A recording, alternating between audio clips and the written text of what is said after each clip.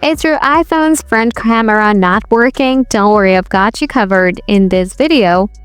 I'll show you simple and effective solutions to get your front camera working again. Let's dive into the solutions. Before you do anything, check the hardware issues for iPhone's front camera. Open App Store, type Check My Device, install this app, tap Open, scroll down, find out Camera Setting, open this up, try to take some pictures by using your front camera and see what happens. If it fails, that means it's hardware issues. But still, you can try the following process to solve your issues. Solution 1. Force close the camera app.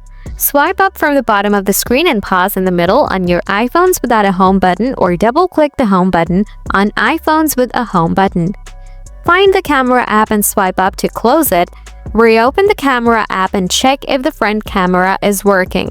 After that, restart your iPhone and check your issues. Solution 2. Enable lens correction. Open Setting, scroll down, tap Camera, scroll down, find out lens correction, make sure to turn it on. Solution 2. Switch between cameras. Open the camera app, tap the camera switch button to toggle between the front and back cameras a few times. See if the front camera starts working after switching.